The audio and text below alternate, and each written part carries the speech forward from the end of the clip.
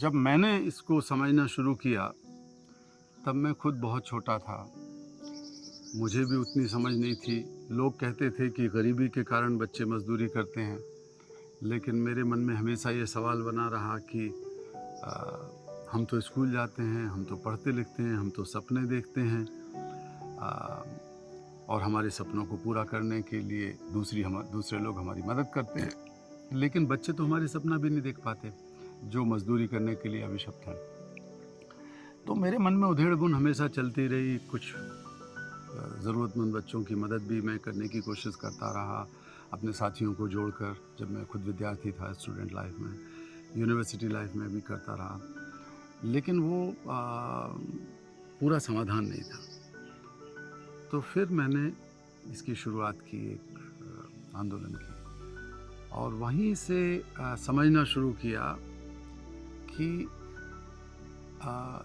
बाल मज़दूरी गुलामी का ही एक मैनिफेस्टेशन है, उसका एक रूप है, और शिक्षा में सबसे बड़ा बाधक है। ये बुराई गरीबी को पैदा करती है, गरीबी को चलाती है। जो बच्चे आज बाल मज़दूरी कर रहे हैं वो सारी ज़िंदगी गरीब बने रहेंगे। आप देखें कि लोग ये समझते हैं, पढ़े लिखे लोग भी समझते हैं कि भाई गरीबी है तो बाल मज़दूरी भी चलेगी, लेकिन मैं हमेशा उल्टे तरीके से सोचता हूँ, लेकिन समाधान पर सीधा पहुँचता हूँ। तो मैंने ये कहना शुरू किया कि मैं जिन बच्चों को मुक्त कराता हूँ वो भले ही गरीब थे, लेकिन अगर वो बच्चे बाल मज़दूरी कर रहे थे तो उनको काम पे इसलिए लगाया गया कि वो सस्ते मज़दूर थे या मुफ्त के मज़दूर थे। बंधुआ बना के रखे गए तो मुफ्त के मज़दूर थे। माँ बाप को काम नहीं दिया जाता। तो दुनिया भर में करीब 21 करोड़ बेरोजगार लोग रहते हैं, वयस्क लोग। तो सवाल ये है कि फिर 17 करोड़ बच्चे मज़दूरी क्यों करते हैं? भारत में भी लगभग यही है आंकड़ा, बराबर बराबर। माँ बाप बेरोजगार और गरीब, और पूरी ज़िंदगी धक्के खा रहे हैं, और बच्चों को गुलाम बना लिया, मजदूरी करा ली, शिक्षा से वंचित कर दिया। तो गरीबी के कारण बाल मजदूरी पैदा होती हुई दिखती है, अपेरेंटली नज़र सी आती है, लेकिन दूसरा हिस्सा इसका ये है कि अगर बाल मजदूरी चलेगी तो गरीबी भी चलेगी, अशिक्षा भी चलेगी। जो बच्चे करोड़ों की संख्या में मजदूरी करेंगे वो स्कूल में तो नहीं होंगे। कोई चमत्कार या जादू टोना तो है नहीं कि आप बच्चे पढ़ भी जाएंगे आपके और मजदूरी भी करते रहेंगे, तो ये तो नहीं चलेगा। तो अगर गरीबी खत्म करनी है तो बाल मजदूरी खत्म करनी पड़ेगी। अगर समाज को, देश को, दुनिया को शिक्षित बनाना है तो हर बच्चे को बाल मजदूरी से मुक्त कराना पड़ेगा। और गुलामी तो और भी ज़्यादा बुरा पाप है, अभिशाप है।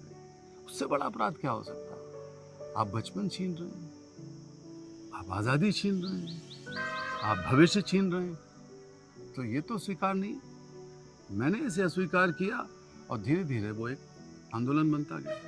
और आंदोलनों के लिए ज़रूरी है कि एक तरफ तो एक बहुत वैचारिक तर्क हो आपके पास, जैसा मैं बोल रहा हूँ अभी, और गहरी भावना हो, बहुत गहरी भावना हो, पैशन, कन्विक्शन भी हो, आत्मविश्वास हो, दृढ़ता हो कि हम ये बुराई समाप्त करके रहें। तो धीरे धीरे लोगों ने महसूस करना शुरू किया। हम 2-4 साथियों ने एक रेस्क्यू ऑपरेशन किया 1981 में, और सबसे पहले कुछ लोगों को छुड़ाया जो बच्चे थे, वहीं पैदा हुए थे, ईंट के भट्टे पर वहीं बड़े हो गए थे। उनके माँ बाप को बहला फुसला के लाया गया था और गुलाम बना के रखा गया था। ये बात है मार्च 1981 की। और उस घटना के बाद धीरे धीरे हमारी भी समझ बढ़ी, समाज की भी समझ बढ़नी शुरू हुई, और एक मुद्दा बन गया। आज दुनिया में कोई इसे नज़रअंदाज नहीं कर सकता, ना कोई सरकार, ना ही कोई व्यापारिक संस्थान। व्यापारिक संस्थानों की भी समझ में आ गई कि अगर ये बाल मजदूरी कराएंगे तो उपभोक्ता लोग भी, मीडिया के लोग भी, सामाजिक संगठन भी, चेतनाशील लोग भी इसका विरोध करेंगे। तो उनके ऊपर भी एक दबाव बना। बहुत सारे अच्छे उद्योगपति भी थे, अच्छे व्यापारी भी थे, जिनको समझ में आया कि अभी तक ये बुराई चलती आ रही है, हम इससे निजात पाएंगे, तो स्वतः स्फूर्त होकर उन्होंने खुद ही सेल्फ मोटिवेटेड होकर इसको किया। तो अब एक बड़ा मुद्दा होगा। और अब देखें आप कि पिछले 15-16 सालों में दुनिया में बाल मजदूरों की संख्या 26 करोड़ से घटकर करीब 17 करोड़ हो गई। तो आबादी बढ़ रही थी, बाल मजदूरी भी बढ़ रही थी, लेकिन आबादी अब भी बढ़ रही है, बाल मजदूरी घटना शुरू। अवेयरनेस की वजह से कानून बनाए गए, कानून बनाए हम लोगों ने, बनवाए। जैसा मैंने कहा कि अंतर्राष्ट्रीय कानून बनवाने में सफलता मिली हमें। शिक्षा का महत्व बढ़ाया, शिक्षा के बारे में लोगों में जागरूकता पैदा हुई, शिक्षा अधिकार के रूप में मिलने लगी लोगों को दुनिया के कई देशों में। तो ये दुनिया का आंकड़ा है, अंतर्राष्ट्रीय आंकड़ा है। और भारत में भी काफ़ी परिवर्तन आया। भारत में बाल मजदूरों की संख्या घटी, स्कूलों में जाने वालों की संख्या बढ़ी, तो प्रगति हुई है। थोड़ा सा धक्का मारने की ज़रूरत है।